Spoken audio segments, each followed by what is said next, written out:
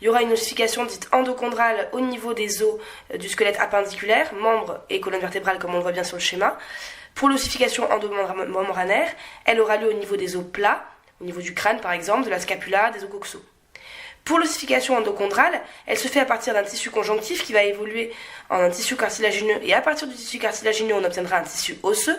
Au niveau endomembranaire, le tissu conjonctif passe directement à l'état de tissu osseux.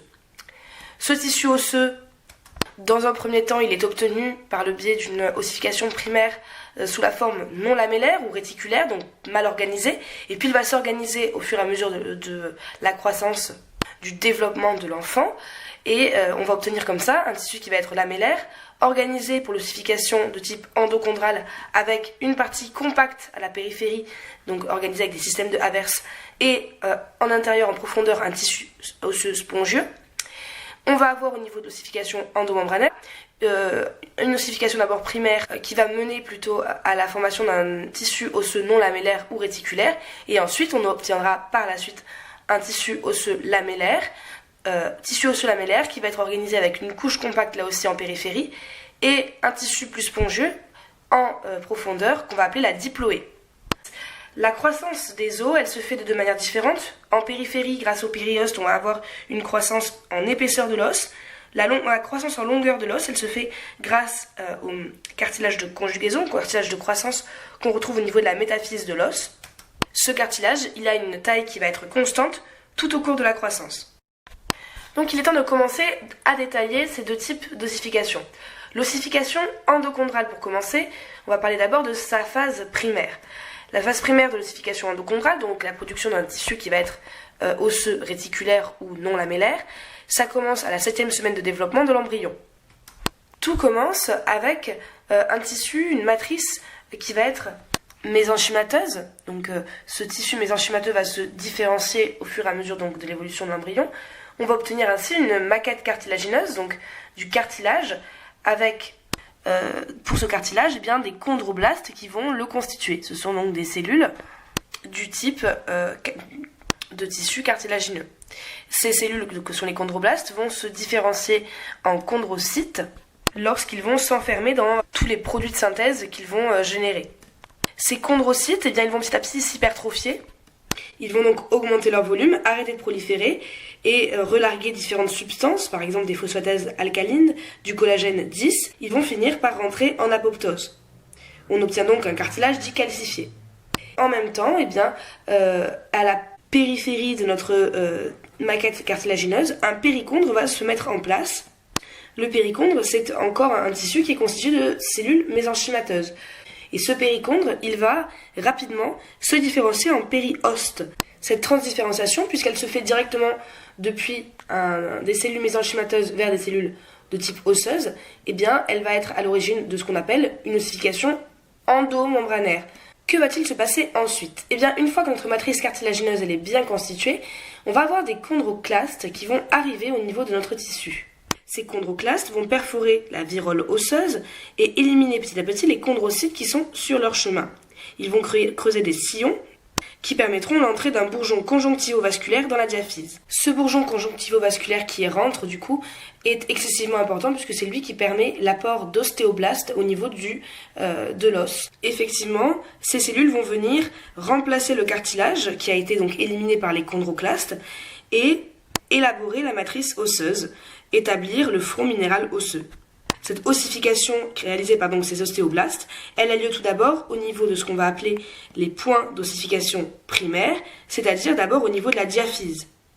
Si on zoome justement sur cette ossification qui a lieu, on va voir à la fois qu'il va y avoir une sorte de chasse ostéoclastique qui va avoir lieu, en même temps qu'une fuite des chondrocytes. Notre vaisseau qui provient du bourgeon conjonctivovasculaire qui grandit à l'intérieur de cette cavité médulaire, il grandit sous l'effet d'un facteur de croissance qui est le VEGF, et donc au fur et à mesure qu'il grandit dans la cavité médulaire, il apporte toujours plus de nouvelles cellules ostéoblastiques.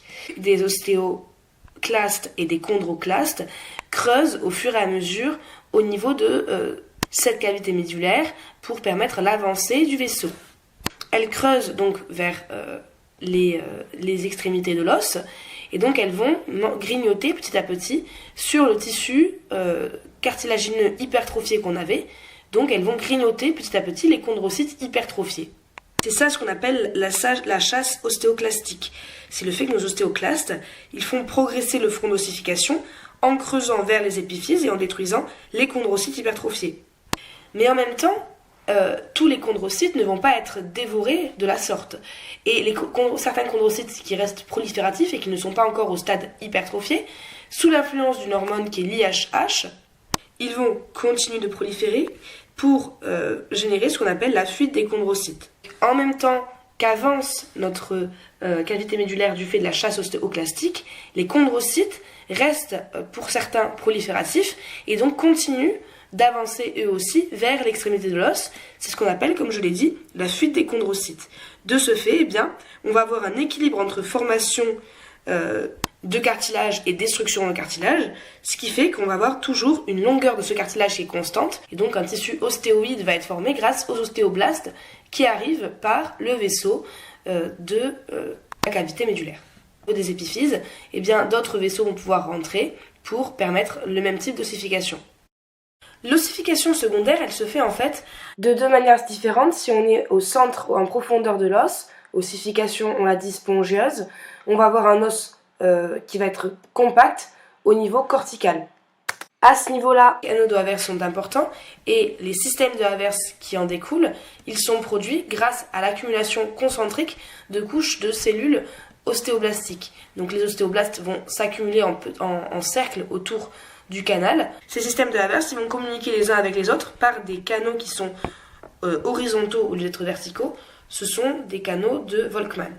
Et puis pour l'intérieur, la profondeur du tissu osseux, il va être de type spongieux. Donc là, on n'aura pas ces systèmes de Havers, mais pour autant, on aura des ostéoblastes qui vont produire une matrice osseuse. La formation de l'os se fait de manière à ce que les forces, les pressions qui s'exercent sur l'os soient le mieux acceptées, tolérées par l'os.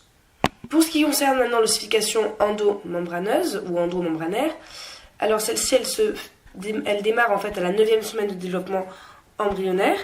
Il s'agit pour rappel de la création de l'os à partir de tissus conjonctifs qui concernent les os plats et les os courts. Pour l'ossification primaire, elle se fait simplement avec la production donc, de cellules que sont les ostéoblastes à partir de cellules mésenchymateuses. Effectivement, on va retrouver plusieurs points d'ossification dans cet os qui va grandir.